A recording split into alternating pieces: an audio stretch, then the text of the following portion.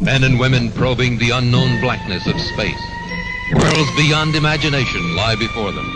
Star Trek, tonight at 8:30, 7:30 Central Time on NBC. Word Balloon is brought to you by the League of Word Balloon Listeners.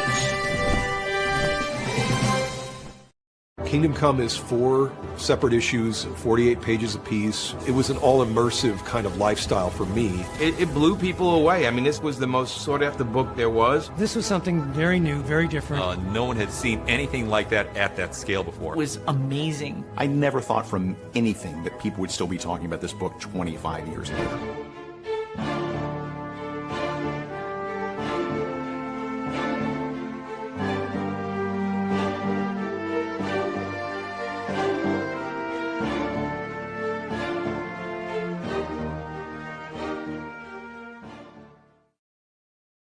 If you're here at Word Balloon, it's because you like comics, creators, conversation, pop culture subjects. Would you consider joining the League of Word Balloon Listeners? Patreon.com/wordballoon. For just $3 a month or more, you'll get exclusive access to the Word Balloon e-magazine, featuring transcriptions of some of my best conversations. When you subscribe, you'll also be part of the Word Balloon Book Club, where Brian Michael Bendis and I will pick a comic every month to review and discuss live with the League on this show. Join the League today, patreon.com/wordballoon. Thank you always for your support, League of Word Balloon listeners.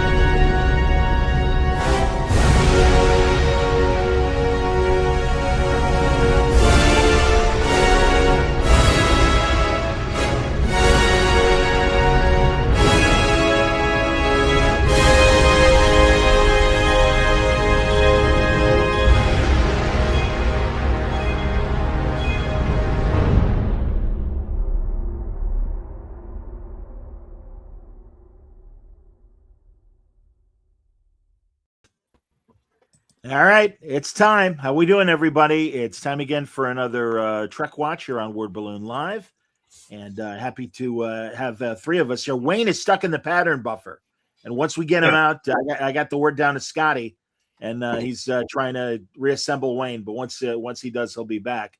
But in the meantime, we're here to talk about Starfleet Academy Episode 7. This is our review. Come what may. Well, you know what didn't come? An exciting episode. This is the most boring episode that they've done yet. And here he is. They've unscrambled him out of the pattern buffer, ladies and gentlemen. It's Wayne. Welcome, That's Wayne. not Wayne. There was an ion storm. That's the mirror Wayne. Well, it's evil Wayne. So Wayne's gonna hate this episode then, and he's gonna agree with me about everything. I agree with John and everything. I knew it. We're starting off already. Way to go. Good start. There we go. Wayne, look. Red, white, and blue. Hockey. Look at Hey, that. Habs jersey. Red, white, and blue. All right. Go, Canadian. Mike Jones is just making sure that the pattern buffer did not produce a second Wayne. Yeah, oh, God, the world would not want that. It's Tom Wayne, everybody. Like Tom Riker. Yeah. It's Tom Wayne. Jeez. You sounded like Bob Hope for a second. How you doing, ladies and gentlemen? There you go. All right, let's go around the horn. I'll save my worst for last as always. But so what do we think of this week's episode? Come whatever the hell Shakespeare said. Who's starting? Me? I'll start. By the way, Otto Grotto, yes, it is on Word Balloon. If you go to Word Balloon's YouTube channel, it is there as well. Keep going. That's Otto from the 3 Men in the Basement show. Very good. Oh, hey, that's nice. Yeah, thank you, Otto. Guys. Yeah, welcome. It was aight. I mean, we got backstory, but not much else in terms of stuff. Everybody's got the woe is me happening this episode. I don't know. Worst of the bunch, I would say. Worst of the bunch, I say. That's my review. Can I be done now? Can I leave? Can you go home? I got to spank it, but and I don't mean me. I got to spank this episode more when I said I got to spank it. Ooh, All right, that easy. scared me for a second. Yeah. Just spank. I'm not Jeffrey. Don't worry, I'm not going to do a Jeffrey Wow. Tubin. I am wearing pants.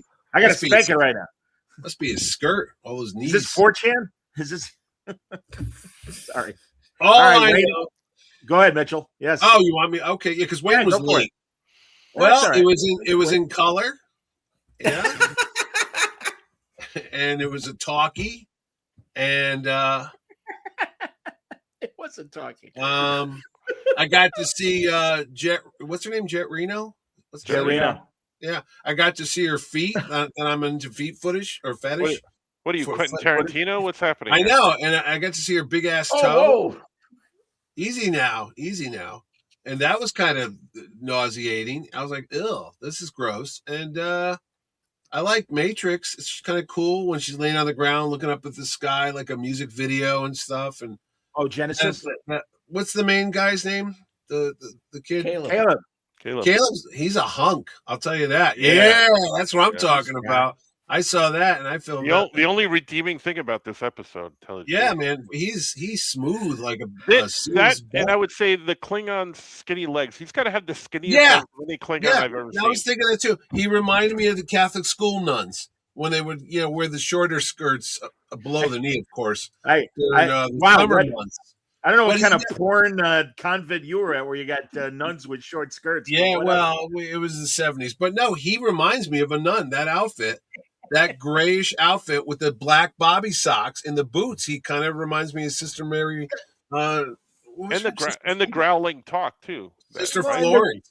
boots. Like, okay, is that to make him look taller? Because it's not Yeah, working? he had the Frankenstein boots they did a bad behind the scenes shot, and he was talking to the other guy, and you could see that there was a good 4 or 5 inches of leather shoe on that thing to make him taller. Well, when he was running after Darum, who was being abducted, he ran like an idiot because of those stupid boots. Yeah, and it's like if you made Herman Munster run in boots. Don't make and fun stuff. of him running because he can run I just better than did. all of us. Well- No. Even the way No, he I don't runs, think he so. can still run No. better than all of us. he wasn't doing a Tom Cruise run like that. He was doing a shuffle. I'll tell you what. It was the least exciting episode of all 7 so far. I was bored. Not unexpected. I guess they got to put a lot of this romance stuff in it because they're going for that younger demo, and like what is that movie Twilight with the vampires with the shirtless? A lot of Exactly. people running around and a lot of emo stuff going on. And was there any Star Trek stuff on it? Yeah, they had that worm thing that got out. The warping worm. Yeah. What doesn't make any sense. Though I did think it was that giant. Remember, there was a giant worm thing years ago on the old Star Trek that like could warp things, and it thought the Enterprise was its mother, and they were milking it. Oh, you severed the milk. Yeah, that thing. That's what I thought it was, like a baby version of it. But I think he got milk. This warp worm was really oozing some stuff on Reno almost. yeah. That was kind of great. But other than that, it was a show. I mean, It was a show. It was a show. An hour of my life I'll never get back. That's what I thought of when it was over. But now you guys exaggerate. It was 47 minutes. It wasn't an hour. True. It's true. And I have to sit through commercials. It seemed like 2 hours, but it was only 47 minutes. Now I pass it to the gentleman in the Great White North. That's Ekman. That's you, Wayne. I'm just ambivalent about this one because I don't know. Don't hold back, Wayne. You could have slapped Dawson Creek on this, and it would have been a Dawson Creek episode. Yeah. There was character development, but I agree with Franco. This is probably the worst of the bunch so far. Honestly, I was happy when it was over. And you don't usually hear that from me, so this is evil Wayne. Wow. Yeah, this is evil Wayne. This is Mirror Universe Wayne. Now the drop of the shoe Suntress is going to sew. I love this episode. I love this episode. And let me tell you why. It was fantastic. I thought it was hysterical. I don't know. It's just like all of this it. This is the mirror universe. It's just I don't know what it is. This one just didn't resonate. I preferred last week's episode over this one. Like last week's so did really I. was fun. This one was okay. I can't even remember last week. Jesus. Okay. Yeah. All right. Yeah. I don't Well. know. All right. Well. Yeah. Go well, ahead, I'm gonna John. Tear the I'm gonna shit go- out of it.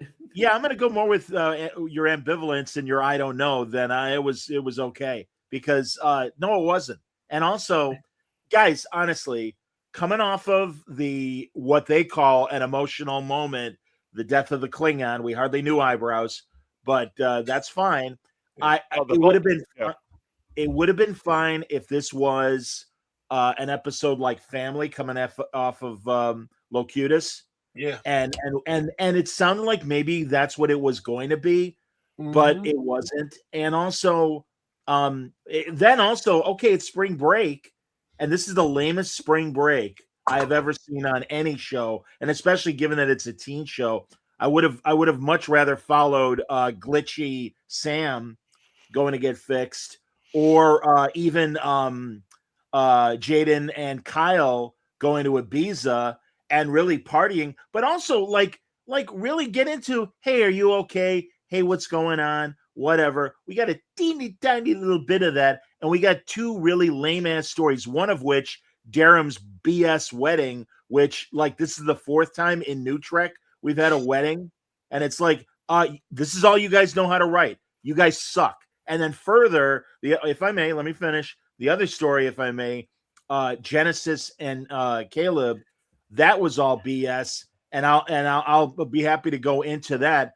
But ultimately, I need to falsify, or I need to fix my letters of recommendation, because my greatest flaw is that I don't believe how great I am. Jesus, I'm sorry, they suck. Am I wrong, guys? That's essentially what Genesis' story was. I have that problem too. I mean, exactly. I don't realize how beautiful I am. Give me a break. No, I got a question. Please. Remember the first episode where he turned into a fish guy? Mm-hmm. When they went to his planet to get married. That wasn't his planet. Well, whatever. Mm-hmm. Shouldn't he turn into the fish thing at that point? Because for the wedding photos, I mean, you want to look good for your photos for your wedding. And I'm like, did they forget that already? No, because that didn't make sense to me. But anyway, that was They had one line of excuse. What was that? Was that the water on their moon evaporated, and that's where traditionally the weddings happen, the royal weddings happen, and therefore, because they were on the moon that has no water, that's why they all look human. That was, hey, we got to save money. Exactly. Wayne is right. Well, Bullshit. I know. Bullshit. Yes, you're right. Bullshit. You're right. Bullshit. And again, why introduce a character with that involved makeup in the first episode if you're never going to revisit that again? Because I don't think they ever will. And I don't think anybody tuning in might not even remember that guy. You're like, oh, yeah, he was the fish guy, I think, you know? I'm kind of glad that I'm not the only person that is yelling tonight about. No, that just bothered me because right. I'm sitting there thinking You're about right. it. Going, maybe it wasn't him. Maybe it was the other guy. No, that was him. I'm like, wait, what happened? And again, I respect. Okay, fine. We spent a lot of money on a couple episodes. We got to have what everybody calls a bottle episode. Yeah, and we got to use the sets we have. That's totally fine. Write better ideas. These were crap ideas. There was nothing to them. My God, and also to the point where when Genesis and Caleb are lying down talking, that let's put in 2 minutes of music and not have any dialogue. And everything. And also, hey, remember the thing we just did? That was hilarious. And the thing that happened right after that was hilarious. No, it wasn't. No, it really wasn't. They do not know how to write comedy. I'm sorry. Let's go. Can we go back to Jet Reno's big toe? Yeah. And what's her face? Gemma Klingon they're having their conversation. Those are supposedly two stand-up comedians. Their conversation was not funny whatsoever. It was stupid. It was all desperate. And also, all right, I stubbed my toe. I shouldn't have kicked the door and everything. I know what the toe is. And then, I mean, I had to put the closed caption on to understand what the hell they were saying to each other. and she's like, "Don't die from stubbing your toe." Well, here's another thing. That's hilarious. It took me a minute to realize who she was talking to. Why couldn't they have done the little video screen back and forth? Because then they'd have to put the makeup on her and to be expensive. Oh, because I'm sitting there going, "Oh wait, it's the Jemadar lady." Because I didn't know who the hell she was talking to. And I'm like, she calls her when she stubs her toe. Are they going out? Is that something new? Maybe. Oh yeah, no. They're in a relationship. Yeah, a couple months. Yeah, but I mean, dude, You missed it, Mitch. I missed a lot on this show, but I stubbed my toe. I don't call Sharon and hey, somebody, she go, "What the fuck? Why are you bothering me with this?" Fine, whatever. No, or even if it happened in the middle of the conversation, hey, I stubbed my toe. Again, two comedians. Write funny. Try to write funny. And or let them rip. Comedic timing was not there, buddy. Lazy, bad writing up and down this stupid effing episode that wasted an hour of 10 hours of a season. How dare you waste a full hour? How dare you, Shana? You have watching you guys. You defiled the Franco said it was 47 minutes. Fine, you defiled 47 minutes. I made that up. I don't know. I know it wasn't an hour though. Yeah, I was freeze framing it to read all the names on the wall for a while, but then I said I probably can go to Chat GPT and somebody has all the names. Why the hell am I wasting my life trying to read the little oh look, Harry Kim. Also, again, they got to use the bridge. They didn't have to use the bridge. Why didn't they just break into Aki's office to get the transcripts or whatever? But also, idiot girl Genesis. Hey, let's start the warp. Oh, I got to take down. Yeah, the why would you do that? Where you're in dry dock. Yeah. Well, again, activating warp core, isn't that like do you need that to access the computer? And further, isn't that kind of a risk of I don't know, tearing up buildings? But no, I know it's 800 years in the future. So turning on the warp engines while you're earthbound isn't the issue I understood that if she was hundreds of years in Star Trek. Yeah, I understood that if she was trying to distract Hunky from, what she was really doing. So I understand that. Still stupid, still bad. But I kind of understand where they were going with that. I thought she was going to be revealed to be like an augment. Like, oh, here we go again. That's why she didn't want anybody knowing her background. I'm like, that's it? That's the reason why? That's pretty stupid. And also, again, we got parents' issues left and right. Wouldn't this be the episode to introduce the parents and be like, show us this stuff? Even having Genesis's dad as an admiral and go, hey, I'm really sorry. I know how tough that first away or whatever away mission it was. You're right, Wayne. But well, they had other Wayne instead of showing. No, John. I didn't want to interrupt you during the because I thought you just say You're interrupting me now, but that's all right. You go ahead. Do it. Sorry, go ahead, John. No, I talk, Wayne. You got the floor. I got the floor. Yeah, no. Again, these episodes are suffering from lack of funds. Again, they don't know how to budget. I mean, they don't know how to straight. And also, I am so cognizant now of anybody that has dialogue having 500. But here's an idea: instead of the Queen's best man or maid of honor showing up for her 3 lines, have a parent there, have a father there for Durham. And again, I'd much rather with Genesis have an admiral on a comm line. Fine, even if you don't want to show him, it could be on her comm thing. And just like the Jemadar's voice, it could just be that and going, hey, I heard what happened. I'm really sorry. But more importantly, no security in this stupid school that they could hack in or that she could beam back after supposedly the school's on lockdown. They don't pay attention to their own writing, boys. I'm sorry. I keep saying that. But every episode, it is just obviously true. They don't care. There's no effort to, does this make sense? Somebody in the writer's room, hey, I listen, before we start shooting, does this make? Yeah, it's fine. Just keep going. Here was a good one. Hunky Boy yelling at Holly Hunter because she had Lou Cabrazzi there and she didn't find out about where his mom was. It's like, what do you want me to do? He was only here for 2 hours and then, we had to go get the guys off the ship and he left. I'm like, wait a second. If it was that easy to call him up last week, to have him show up to screw up their thing and attack that outpost while they were too busy trying to get the singularity thing, which made no sense. That's how hard was it to call him back again? I don't know. I mean, you just do a Zoom call? Like, oh, by the way, I forgot to ask you, where's Caleb's mama? I don't know. and he was bent about it. And she's sorry for him. Why does he need to know for him? Why does he need to know all the behind?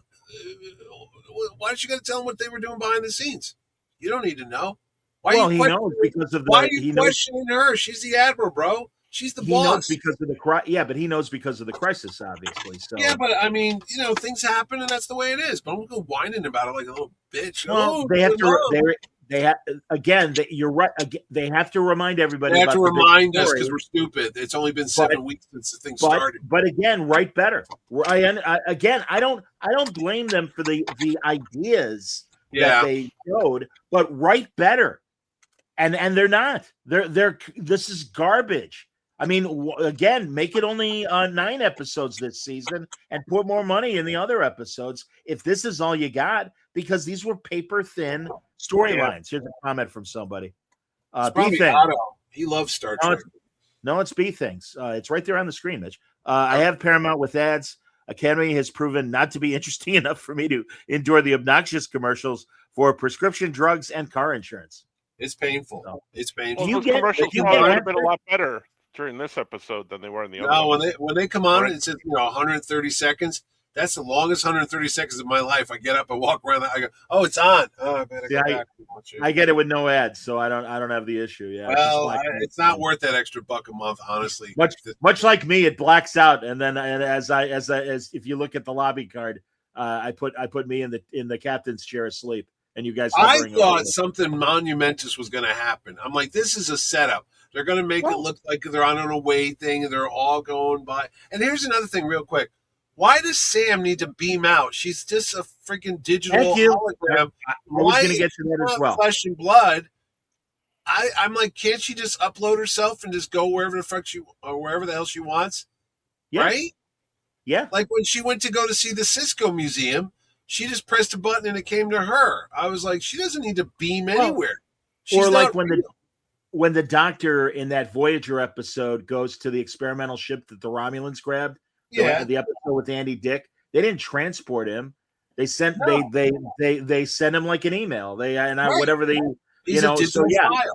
Well, and also again, it's I much would have rather seen her story than the BS with I got to get married. And it's like, we know you're not going to get married. Don't waste our time.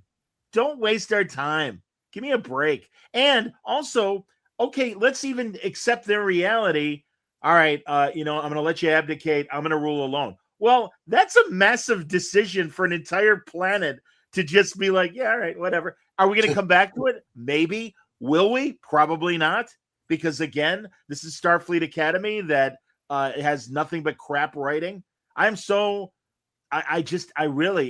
fun for making fun of this show.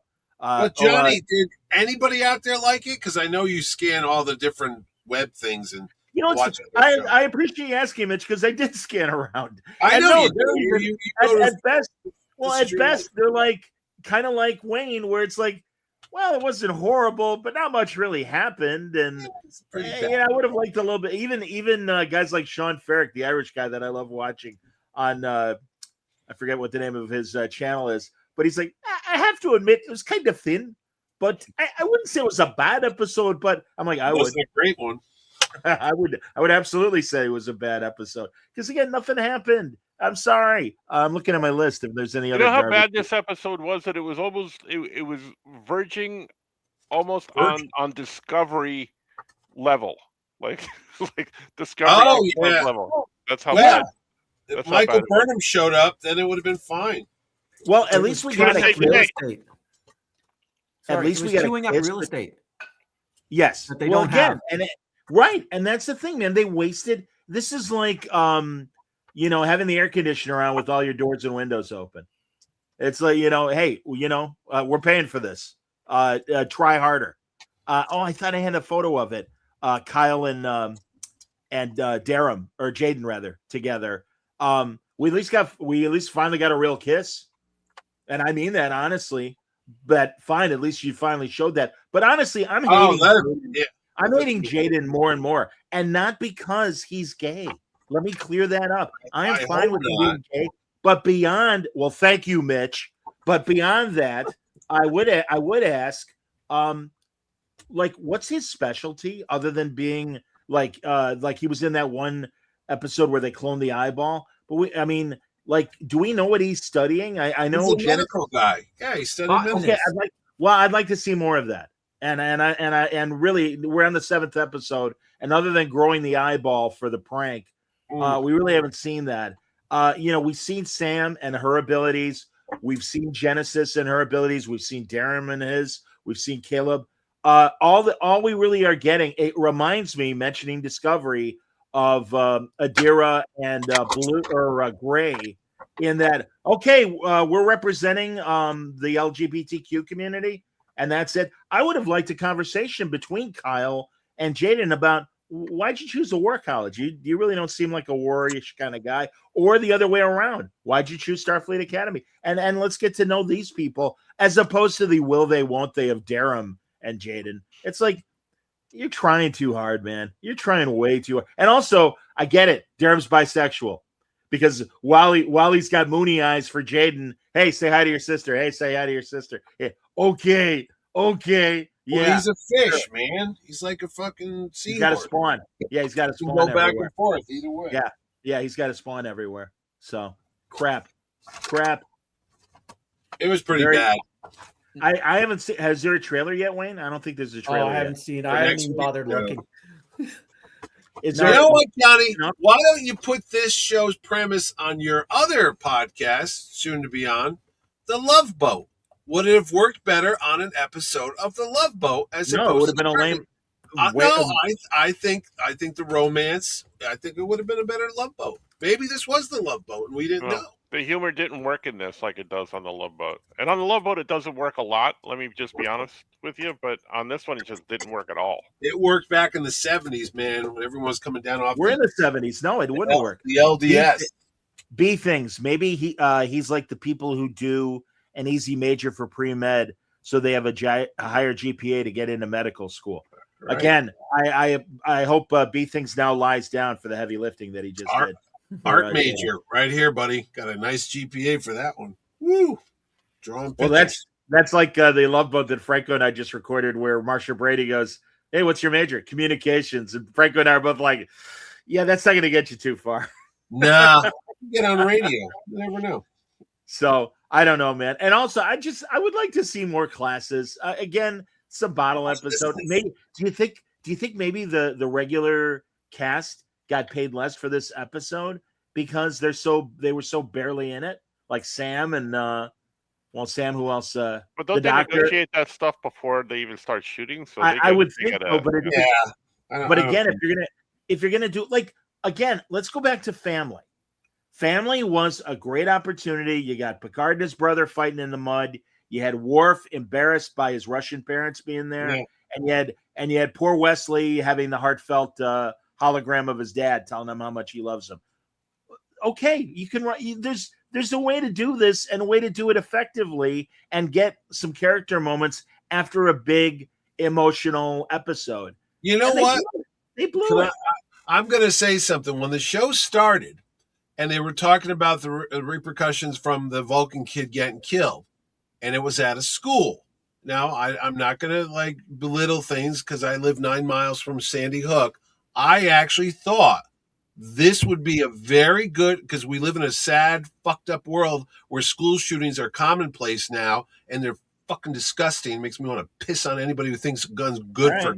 All right. But don't give me go. But I thought this will be a very good episode if we go to watch how violence affects students, like high school. And I'm like, this is going to be a good episode because that's a meaningful, thought-provoking. It reflects on the society we live in. And what do? They flushed it down that fucking toilet and they went to this bromance bullshit. You're at your F-bomb quota. Man, keep going. Why don't you do a real meaningful storyline and talk about how kids are affected by school violence?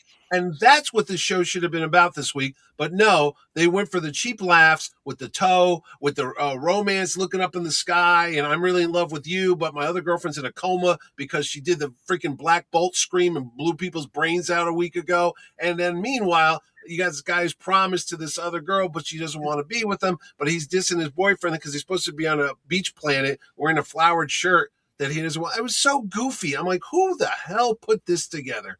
It was really, you know what the biggest problem with this episode was? But anyway, that's what I think it should have been. It should have been a school violence and how it affects the students and what they worry about.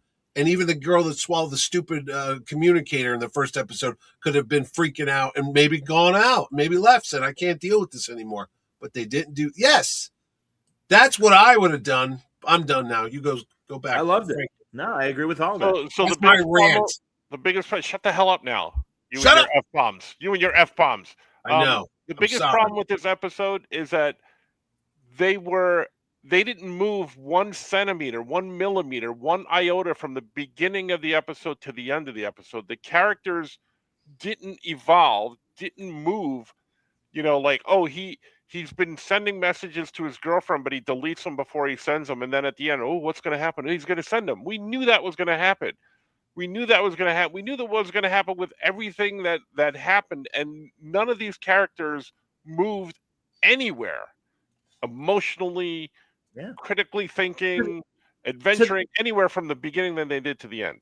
To the point where Darum and Jaden are still swiping at each other that they're jerks and everything. Right. And you're still an a-hole and everything. And it's like, yeah. And again, I know they got a little bit closer. Fine. Also, I love that Jaden now is a public speaker. I'm here to give the best man toast. Two Klingons walk into a bar with a Romulan. You know, it's like, okay, now Jaden is very, very comfortable with public speaking. And also, go ahead. No, here we are, Starfleet Academy, just relaunching the whole goddamn thing after 125 years. The most secure thing on the world. It's teaching the next generation, if you will, of Starfleet officers.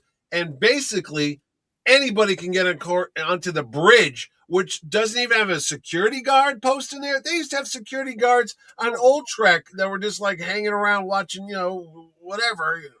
It made no sense. I'm like, how did these two bozos whatever? It's dumb. They just got on. No, you're right. And also, what did they get in trouble for? Oh, you're going to have to come on every Saturday and scrub all the tile with a toothbrush. That's what they used to make us do in high school at the Catholic school. But the Weezer says an amazing classroom episode was on DS9 where the O'Brien's wife was teaching about the wormhole and the Vedic was bringing in the theology aspect. Absolutely, from the first season. That was DS9. Yeah, it's like, well, there you go. She said it. Yeah, no, I'm saying that was DS9. There's a whole world of difference between that and this.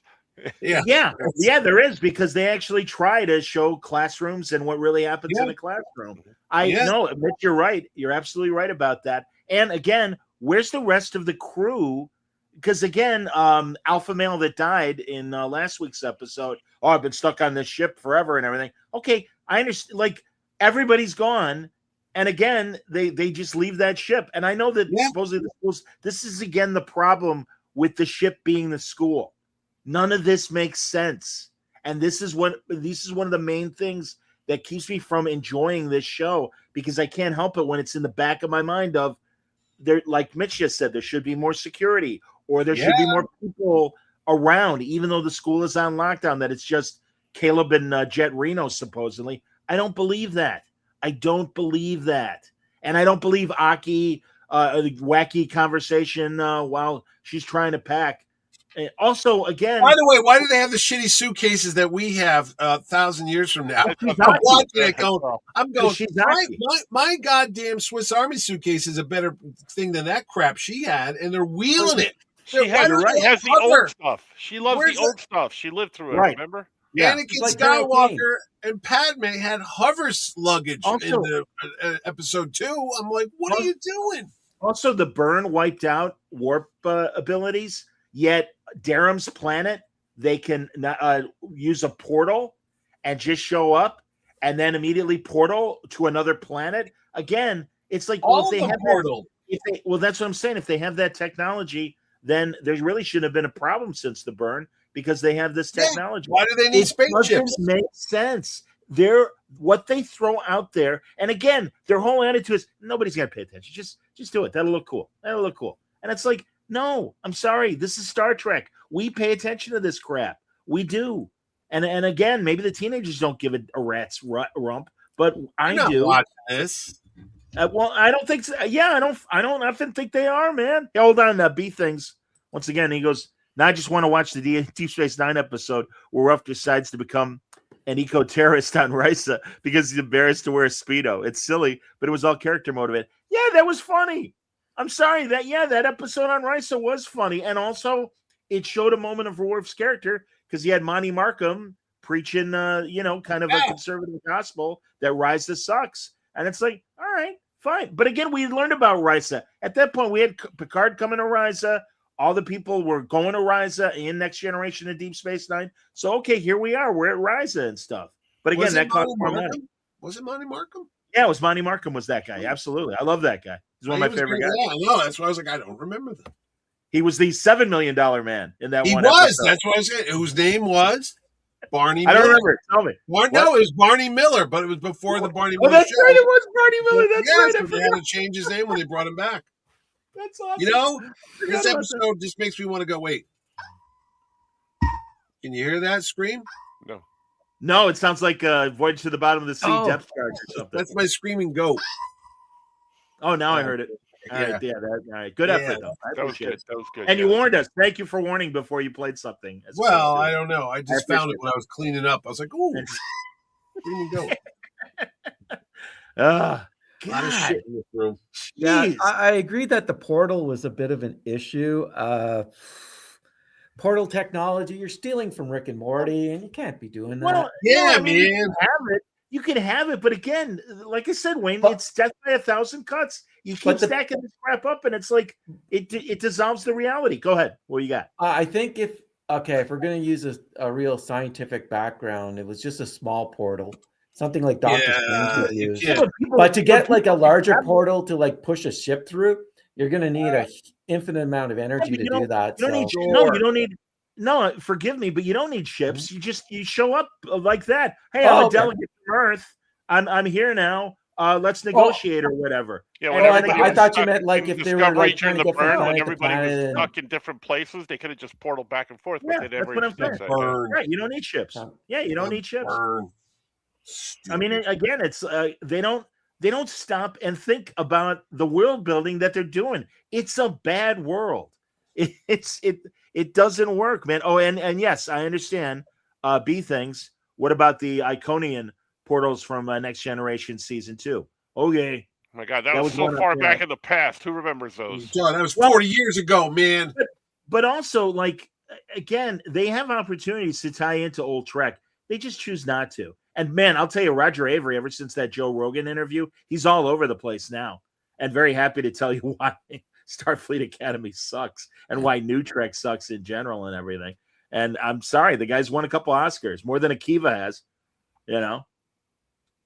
Okay. Could you say anything nice about the episode other than it was short? I'll think. I honestly will think. Yeah, Hottie Caleb was all wet. Yeah. Beefcake. Thank you for reminding me though. Great, we got Beefcake. Girls, and people of other persuasions, lick your chops. Are we ever going to see that for a woman? No effing way. What are you talking about? And that's what I wanted. I watched 7 years of 7 of 9 in that skin tight. Today, I'm talking about today, and that's what I'm saying. That not today, not anymore. And again, wasn't the Beta Z all naked with him in bed? That was last week. Side boobs, yeah. Oh, please, that was the most PG thing I ever saw. I'm saying freaking penetration.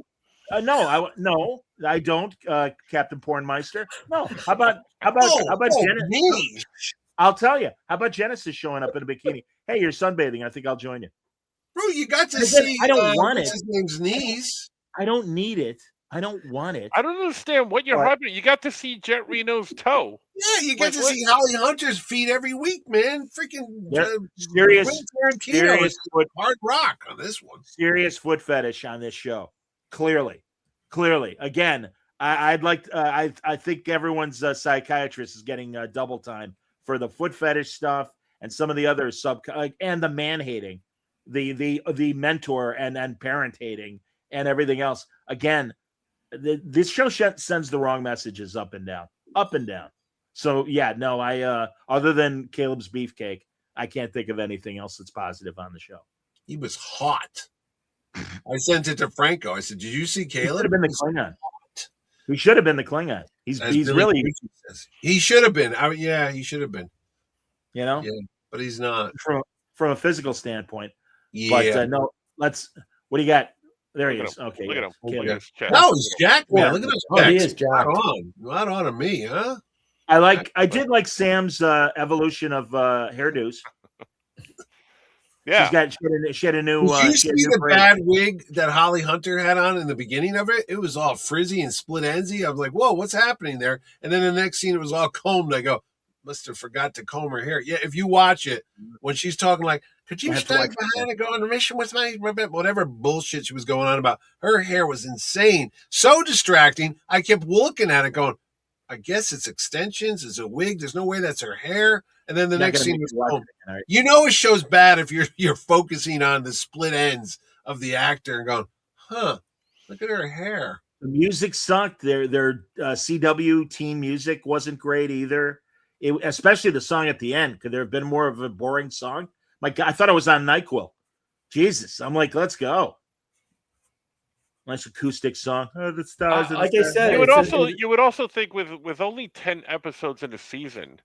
What are you doing with this episode? Yeah, like, that too. I'll come back to that every time. What are they accomplishing with this? They spent a lot of money for nothing. You set up a lot of Genesis's background or what's going to be her background, but you give us nothing other than she's a shallow. You know what? Human being. It's everything we already knew, other than the I'm afraid of being as great as I am. But it goes back to my point of like the beginning of the episode. You don't find out anything more than you knew at the end. You don't find anything else. Here's what I thought it was going to be too. I said, okay, if they're not going to do the school shooting story and how it affects the children, which would have been a good episode, I then thought it was going to be The Holdovers, which is a Paul Giamatti movie where the kids that didn't have anywhere to go had to stay behind at the school during the break. And I said, oh, this might be a good like behind the scenes episode where we find out a little bit more about the characters, other than the fact we already saw the kid in the prison camp in the beginning. But there's other stuff you could have learned,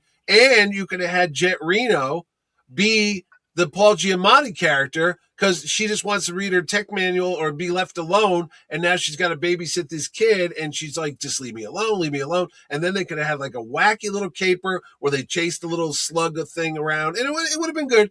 Again, I am not getting paid for this. If I was, I would have written a better effing episode than the bullshit that I had to sit through. And the fact that I pay money to watch this is almost like S&M. It's like I'm going to a freaking S&M club and telling them to beat my ass every week with a freaking spike. Thank you, sir. May I have another? Yeah, exactly. But no, I do it because I love Johnny Suntress. And I come on this show and I suffer every Thursday. I go, oh, God, it's Thursday. And I groan. B things. It would be terrible for Star Trek, but I do really want Holly Hunter to call the Paul Giamatti character a warthog from hell. Mentioning Luca Brasi, okay, he is half Tellarite and half Klingon. Yeah. Crazy thought. No comments on him about the extinction of Kronos and the near extinction of the Klingon people, because even Jemadar Klingon, was at least involved in that episode. Yeah. But and I know that obviously he is not on Kronos and not part of the group, but he is a terrorist, and I think terrorists kind of know what's happening politically, in our case globally, in their case interplanetarily. As a terrorist, you got to have a cause. It doesn't work if you don't have something to go. Well, he doesn't need a cause per se. I mean, he could just be a mercenary that's out there for himself. Yeah. I'm saying that he should know what's going on with the Klingons, and I'm surprised they haven't had him comment on it. Will we? I'm betting no, once again. Because, again, they just think it's cool that he's half Klingon, half Tellarite. Will we ever see other Tellarites? I'm betting no. Because, again, it's not important to them. No, just it looks cool. Everything about them is it looks cool. There's no depth to what they do. Go ahead, Mitch. Weren't the Tellarites the pig people from Journey to Babel? Oh, Vulcan, what do you think, Sarek? Weren't they? That was yeah. Okay, I thought so. Yeah, he doesn't act like that. He's got the tic-tac-toe thing going on. Well, he's arrogant, kind of like the Tellarites. Yeah, but so's Wayne. Doesn't mean anything. Wayne's a Canadian Tellarite. He is.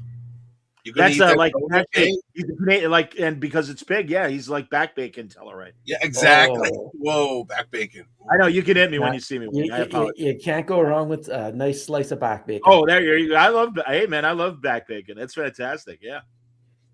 Sure. That's my favorite kind of bacon. Yeah, again, like everyone sort of said, we're flogging the dead horse, and especially this episode.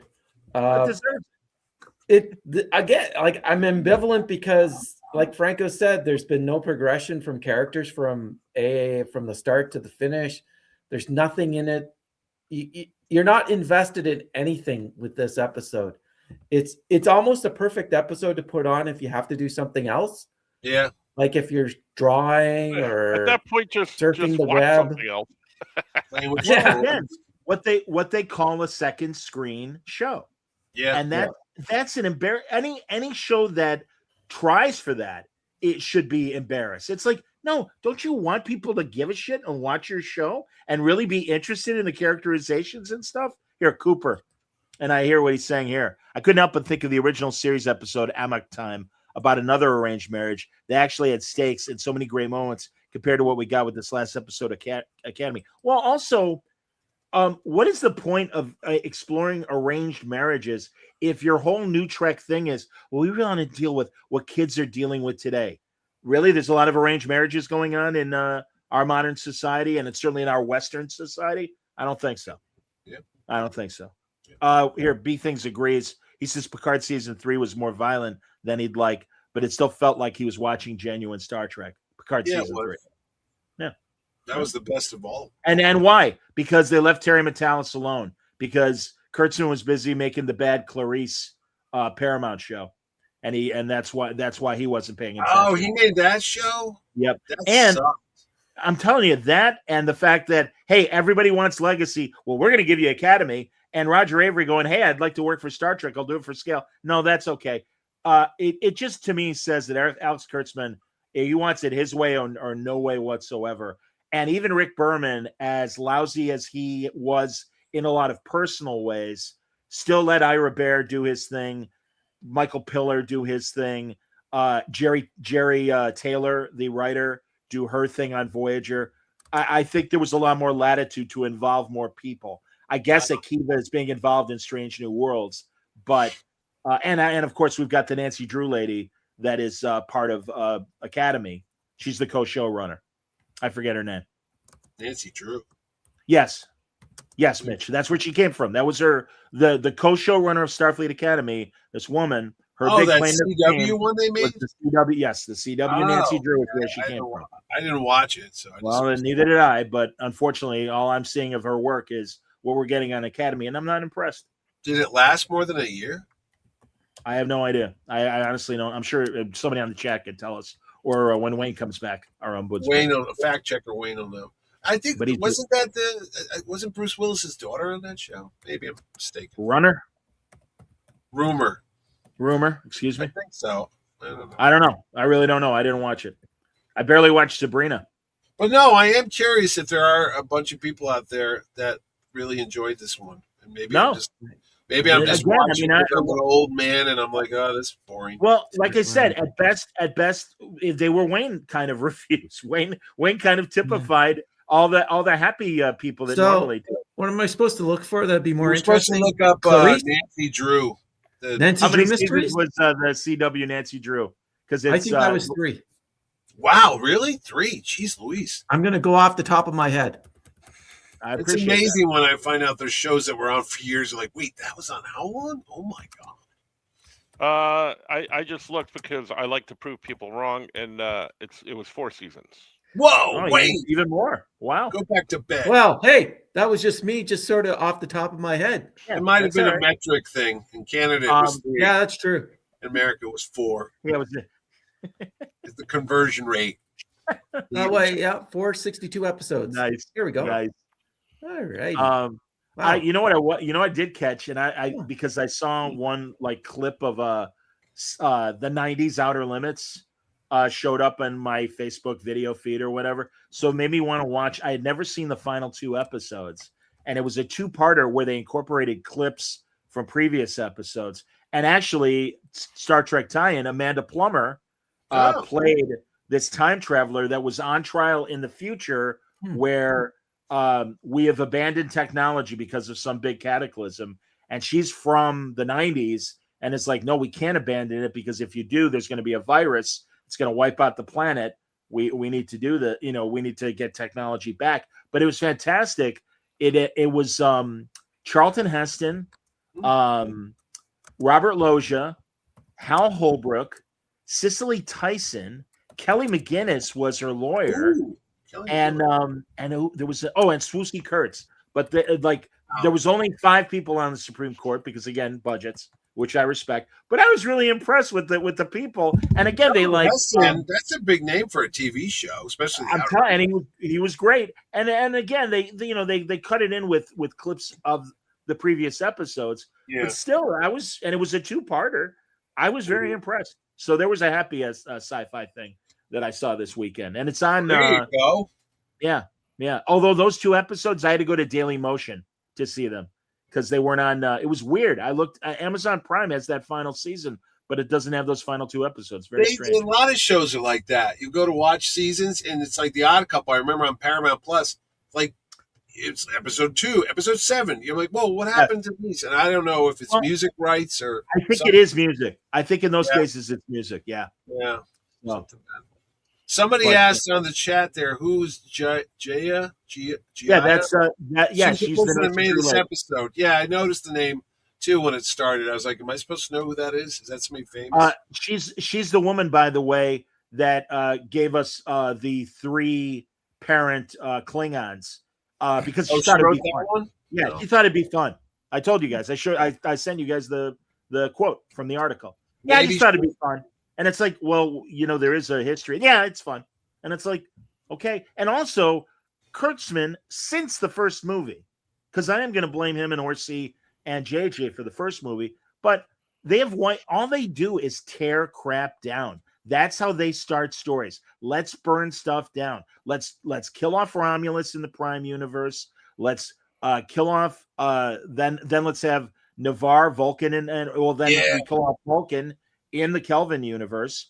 Now in Discovery, we've got Vulcan and Romulus merging and everything. And then what do? We kill off Kronos. It's like that. And again, the burn. The burn is the worst thing that they ever thought of. It is not a great opportunity for story. It is a great opportunity for erasing continuity. And that's what these people want to do, because now they can write their own continuity. And I'm sorry, if that's your only excuse, that's not a good excuse. Sorry.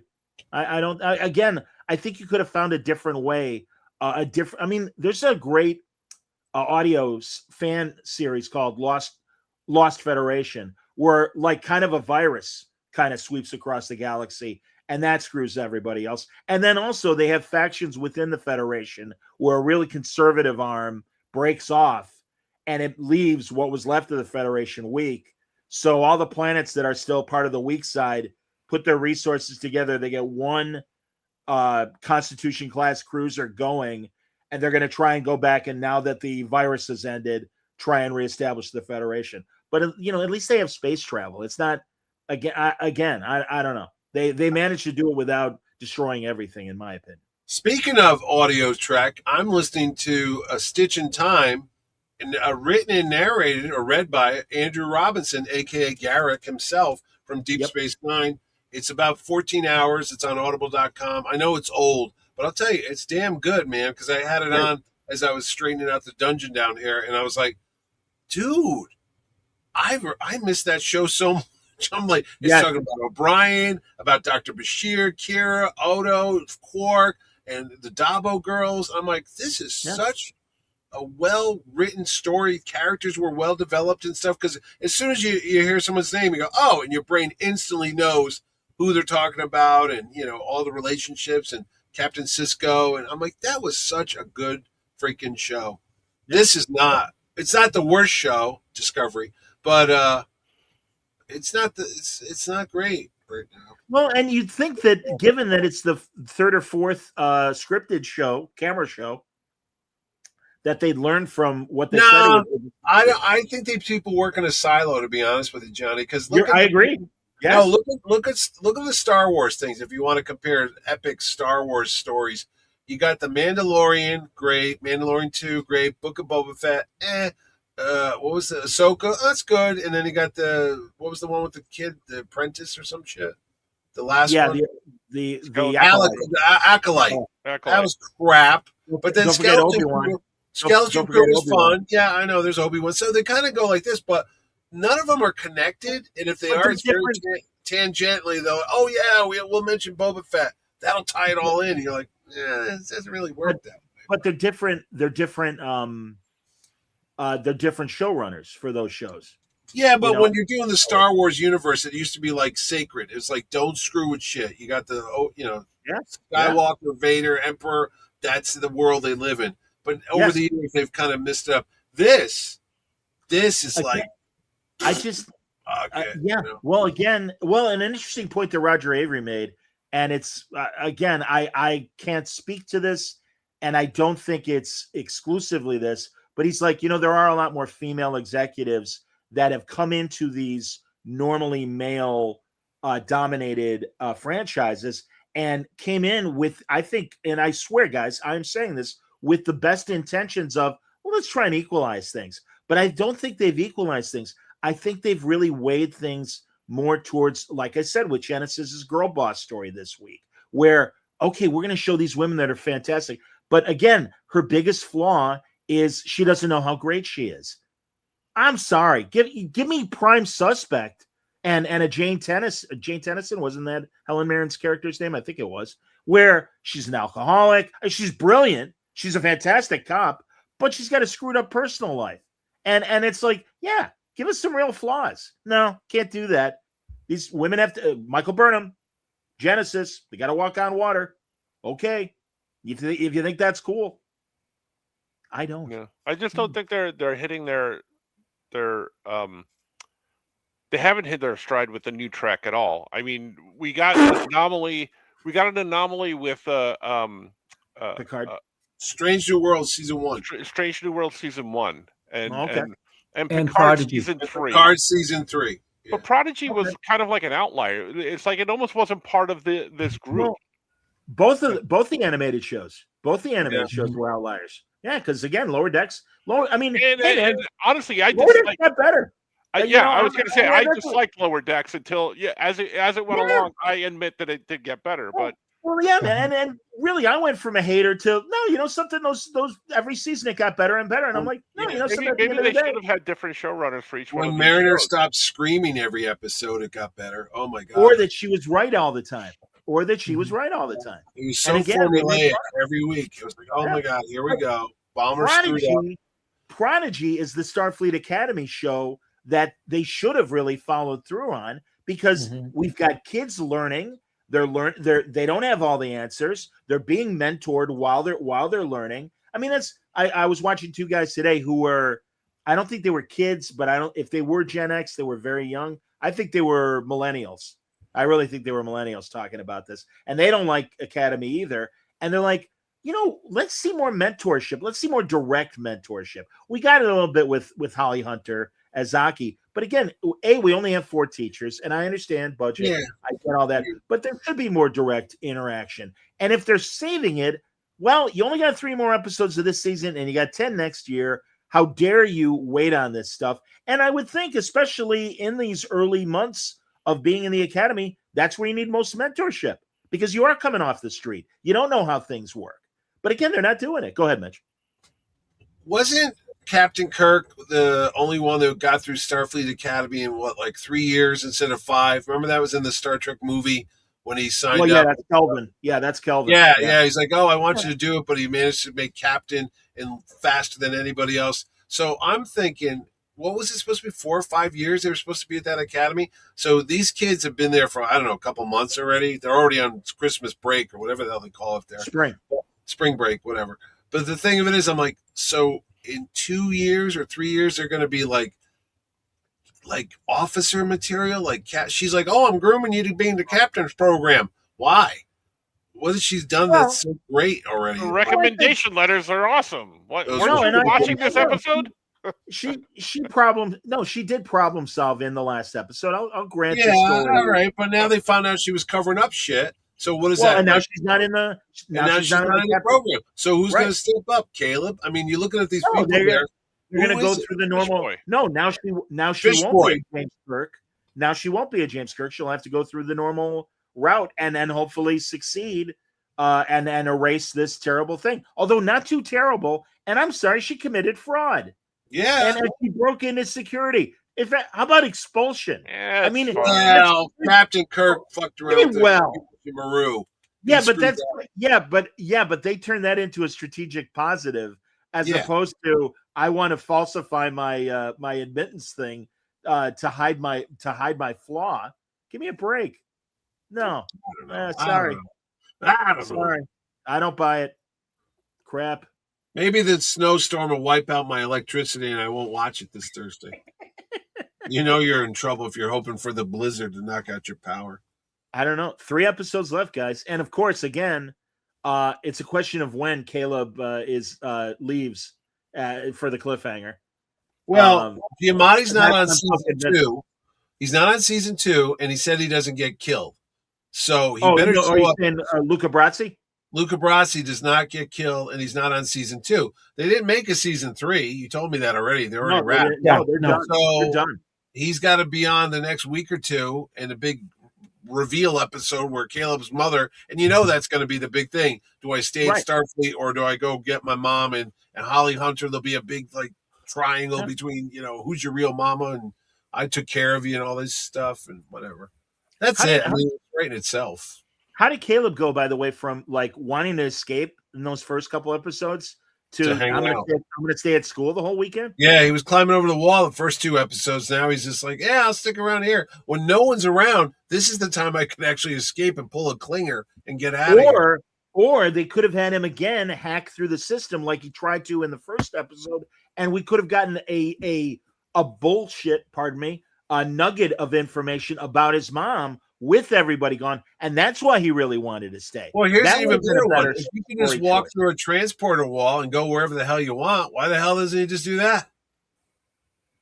I mean, seriously, they're all going on vacation. Have a good vacation day. Have a good character vacation development. At the beginning of the series, he wanted to leave, and now he doesn't. He's grown as a character. Maybe he likes the food there. Maybe he really likes Jet Reno's toe.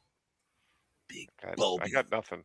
I can't help it. God bless you guys for at least not, like I said, whipping your backs into frenzy. I'm waiting for my check to come up with implausible reasons why.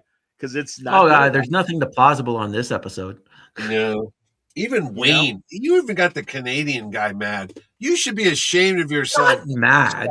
Just disappointed. I just thought that they wasted a couple of $1 million on an episode that they could have done something else. Worse than being mad. When you come home with a bad report card in my house, I give it to my dad, and I go, "Oh, you mad?" He goes, "No, I'm just disappointed." And that was worse than being beaten around the head that your father was disappointed in you. Star Trek, Starfleet Academy. I know you don't give a crap, but I'm disappointed, if not disappointed, indifferent. Because you'd have to care to be disappointed. That you're true. Yeah. I mean I could have watched something else. When it's over, you go, I could have watched anything. Really, Love Boat. Yeah, which I caught up on Shrinking, and it continues. Oh, that was great. I watched it. Yeah, that's a good show. I like that show. Shrinking's good. Mitch, what's coming up in August?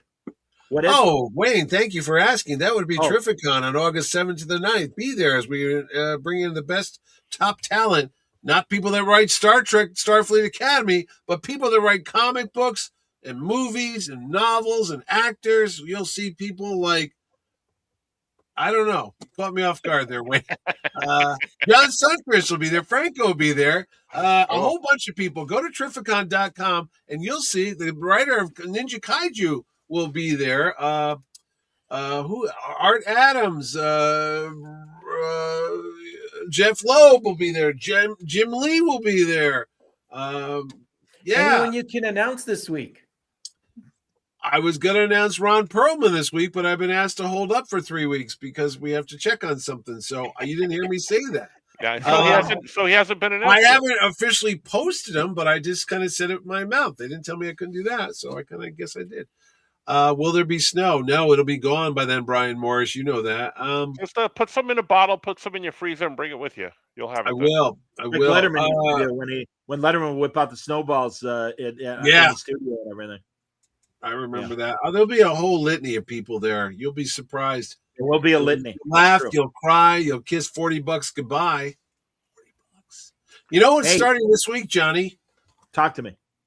Monarch, the Godzilla show. Yeah, Friday. Right? Friday. Look at that. I know, I'm excited. Shit. And Wyatt's on it with his daddy again. I thought Kurt left the show, but I guess he's on it again. I'm thrilled that Kurt's still with it, and I'm glad. Yeah. And I love Wyatt, and it's a great show. The only thing I'm bummed about is that my dear friend Matt Fraction isn't involved in this season like he was in the first season. But he might have written. I'm going to have to text him and ask him. You know what, Matt Fraction? I think when I talked to him in San Diego, he was completely out, I believe. Okay. No, and I mean he didn't want to go back to Tokyo to film because this is Henry Leo's last year before he goes to college, and he's like, I can't miss that, and I'm like, I don't blame you, but I don't know if they at least wrote in LA or in Portland or wherever. Yeah. And then went. I don't think so, but I could be wrong. But if he's got nothing to do, he should go to Terrificon on August 7th to the 9th in Mohegan Sun in beautiful Uncasville, Connecticut. There will be lots of great people there, like maybe Matt Fraction. That's all I got. Don't do that. Do you have any reunions at your show, Mitch? Jesus H. Christ. Yes, I do. Wait, go back. Come on. Help me. Zoom in on me again. There you go. Yes, Wayne. Thank you for asking. Hold on. Sorry. Do it. Hit the button. Yes, Wayne. There will be many people there. There will be a reunion of the Teenage Mutant Ninja Turtle voice cast and featuring Barry Gordon, I think. Yeah. Right. I was going to say Buck Court, but Buck Court died this week, so he will not be there. You will also have the Rick and Morty people be there. There will be the Pinky and the Brain people will be there. Rob Paulson will be there. Yeah. Is Maurice coming along with? Yes, Maurice LaMarche will be there, and the voice cast from Clone Wars. There'll be a lot of Clone War people there, and then the cast from Peacemaker, but not John Cena, will be there because I can't afford that. And lots of stuff. That's it. That's all I got. Go back. Yeah. That was good. All right. The Beauty continues to kick ass. It's a great show. Look, Johnny, really enjoying Star Trek when it was good. Yes, I remember. Is it the album? Yeah, that's the album. I was cleaning up. I found it. Look at that. Oh, I love that album. Weird stuff on this album, man. Mark Leonard's on a Sarek talking to Gene Roddenberry about Mr. Spock in the womb. Yeah. Roddenberry interviews Sarek and said, "Hello, Roddenberry." Sarek, tell me what kind of boy was Spock when he was young. While you're doing that, I'm going to have a little moment here on my casting couch with a few guest stars. I'm going to work on Pretty Maids in a Row. Did you ever see that movie? Not a good movie. No. Very dirty. Like, seriously, man. Let's say it. Gene Roddenberry, very kinky old man. Very kinky old man. He would have liked Jet Reno's foot. He would have been all over that, man. Yeah, I'm all over the foot fetish stuff. Would you put more of that in there, please? I tried to do that back in the 60s, but NBC required everyone to have footwear on. But you know what's really important is that Ninja Kaiju is out now. Yes. And you should go buy Ninja Kaiju because it's out in the stores this week. Oh, sorry. It's green. If you want it autographed by the author, you should Ninja Kaiju. Out in stores this week. Buy it now. From Paper Cut. Yes. Yes, indeed. Yes. And listen to Franco's interview with Scoot McMahon right here on Word Balloon. That was the previous episode that was just released. True. So there you go. And also this week, hold on, let me put on my stuff. Yeah. Coming up this week on Word Balloon on Wednesday, my dear friend Jim Terry, fantastic artist, and worked with Tim Seeley at a wonderful graphic novel, Indio Come Home. But he's got a new low budget horror mystery movie that we're going to be talking about. Thursday, I got Philip Sablik from Ignition Press joining me to talk about their new line of comics, including The Beauty, which is kicking ass on FX. And then Friday, Marvel's own Tom Brevoort will be joining me. He of the Pork Pie Hat will be sitting down with me. So there. Oh, B-Thing's got Ninja Kaiju yesterday, Frank. Yeah. Look at that. Awesome. Thank you very much, P. Things. You know what this week's Star Trek Starfleet Academy episode had in common with the cordless shark? They both sucked. All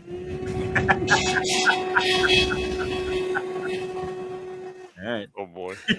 All right, he's not wrong. Spray paint this silver. It's a goddamn prop on Star Trek. I'm serious. Are we going to call you Carrot Top soon? A lot of props today. And also, Johnny, you should tell them that our love boats are going to be dropping soon. Yes. Franco and I, Emotion Sickness, a Love Boat rewatch show that Franco and I have been doing with various guest stars. I've released a couple episodes. Franco, I meant to share with you. Somebody messaged me on Facebook and said, "Hey, my husband's really enjoying the Love Boat stuff. Will there be more?" I'm like, "Absolutely." Oh, very cool. Yeah. So yeah, more episodes coming. We have them. Get the Dramamine out. I hope sick. If you guys are still doing it in 2028, I'm going on a princess cruise with my brother and sister-in-law. And if you're still doing episodes, and about that time, I should be able to have access to an episode. We're going to have to do a live remote interview. Have to do a live remote from the cruise ship. Yeah. It's called the Sun Princess.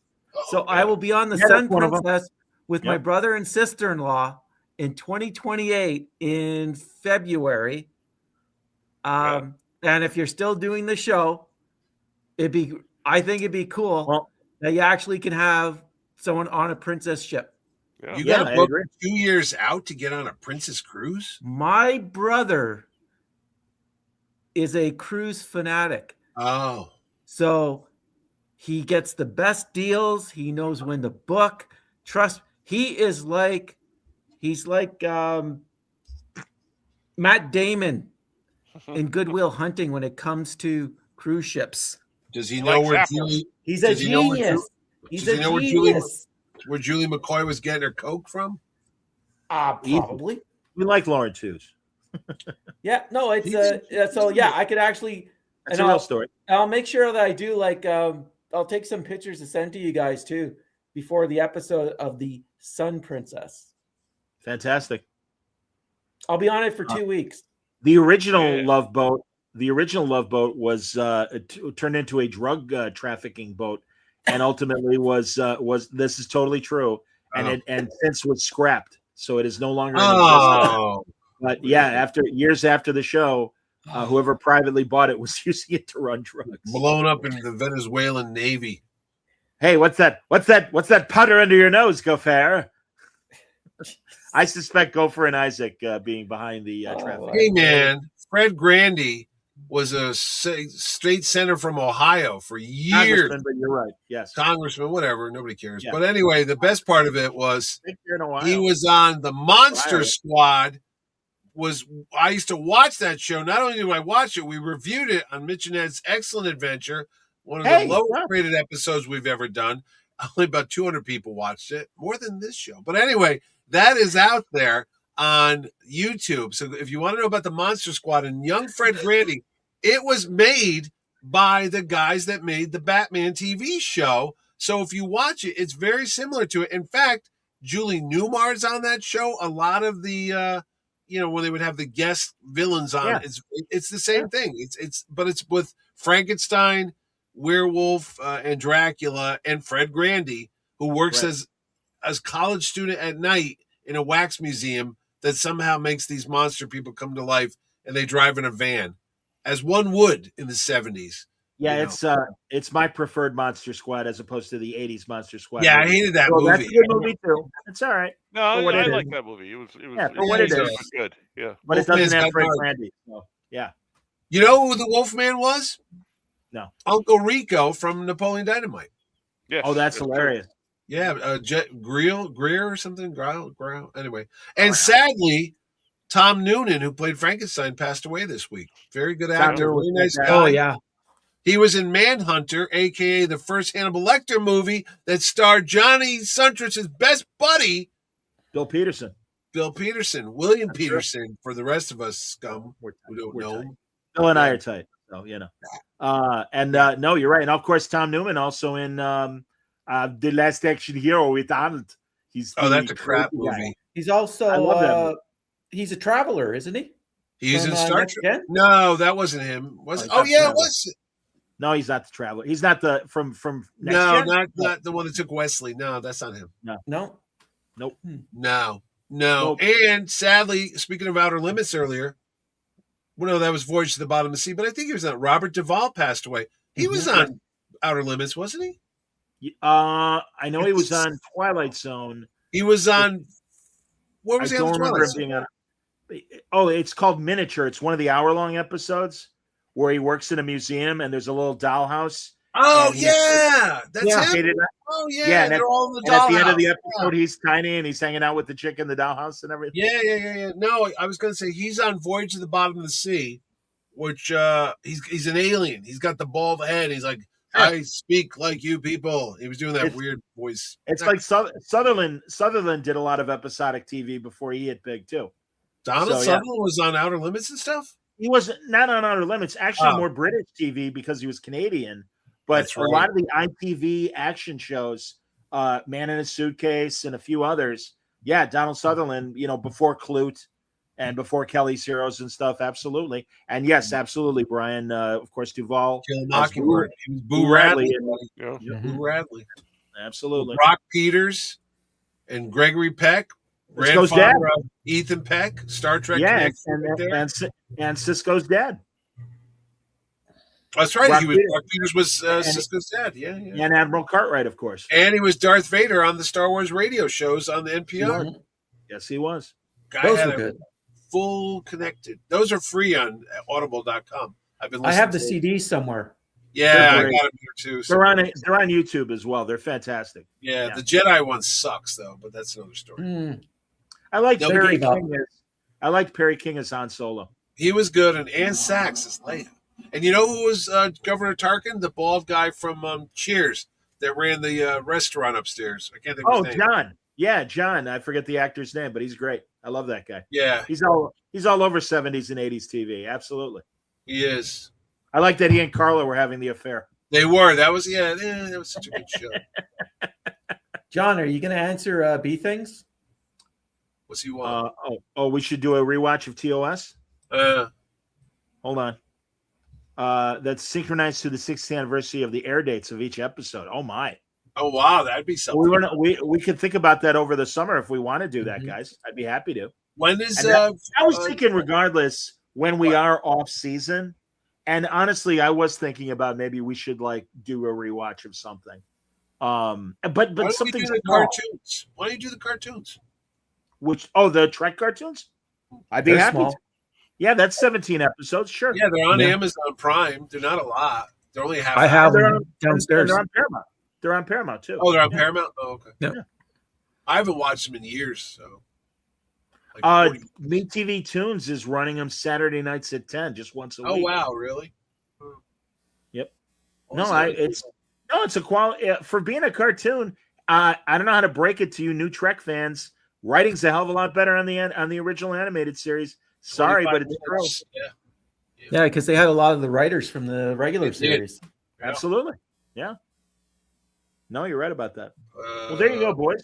Anything else? Trying to think of any other Trek news that I've heard. I haven't looked to see if there's any new paperbacks or anything. Again, Last Starship, as I say every week, is excellent. They made the announcement, actually. I'm glad I remembered. IDW, I believe either in the summer or the fall, Chris Cantwell is going to do a Star Trek Legacy comic book. So even though we're not going to get the TV series, we are going to get Captain 7 of 9 of the Enterprise G. And we'll see how much of that crew that was there at the end of Picard Season 3 is part of this story. But yeah, Chris Cantwell is an excellent Star Trek writer. He has proved himself on plenty of IDW series, including the just wrapped up Red Shirts, which takes place in the TOS era. And it's a fantastic story of a different crew. Yes, Red Shirts indeed, Wayne. Is Terry Metalis involved? I don't believe so, no.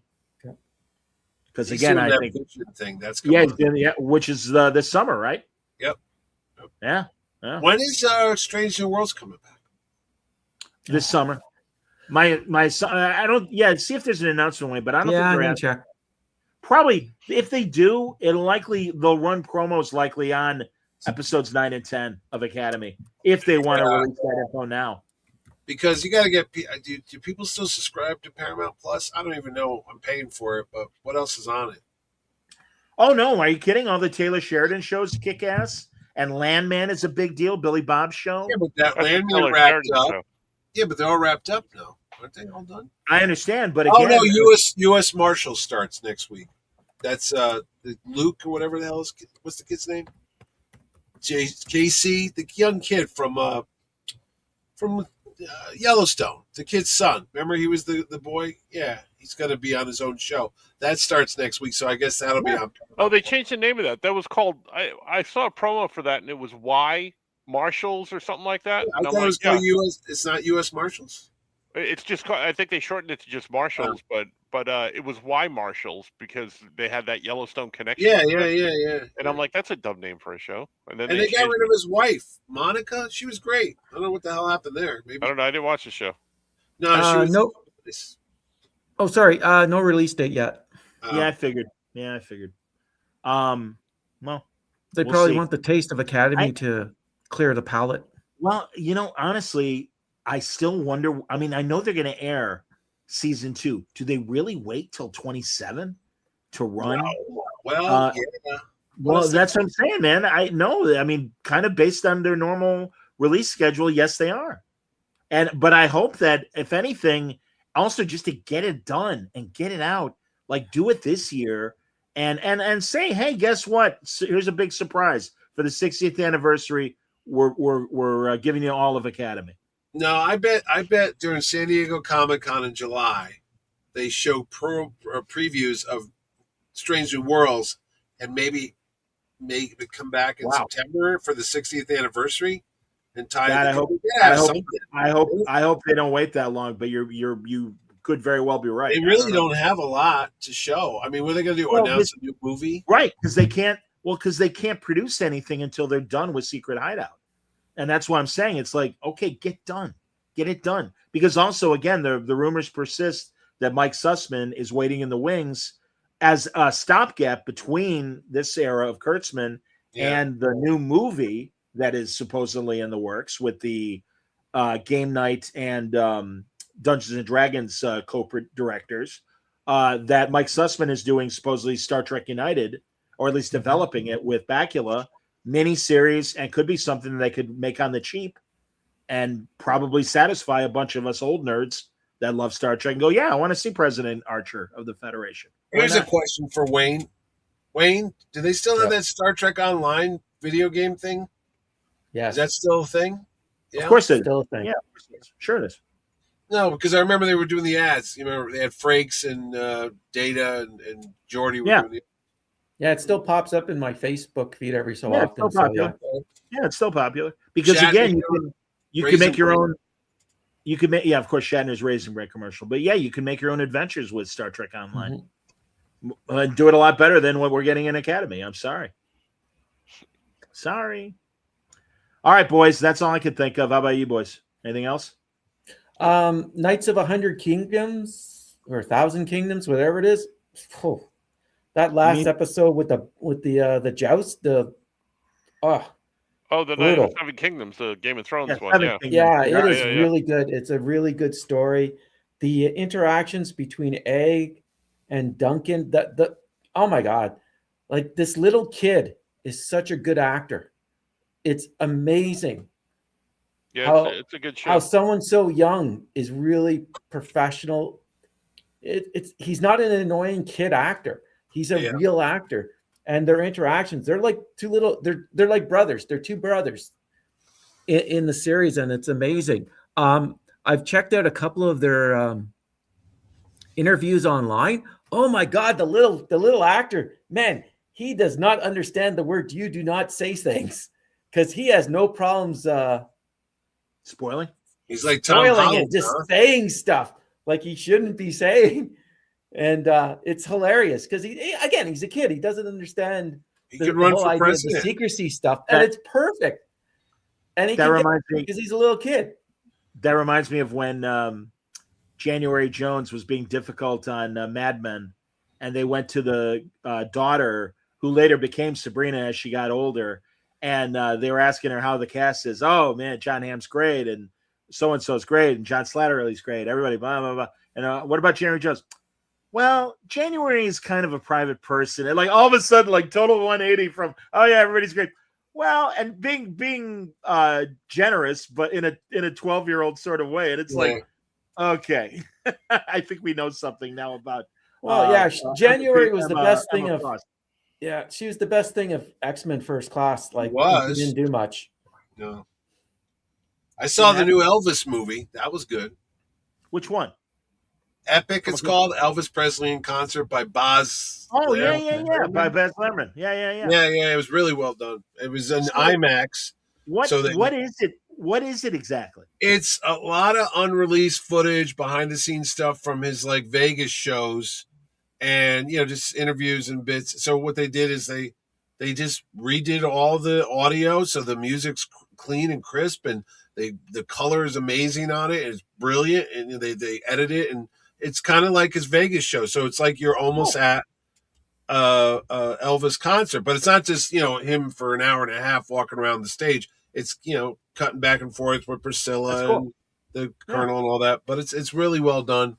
And if you want to watch a good movie, and you have Peacock, I think the Song Blue with Hugh Jackman and Jennifer. Oh, is that out already?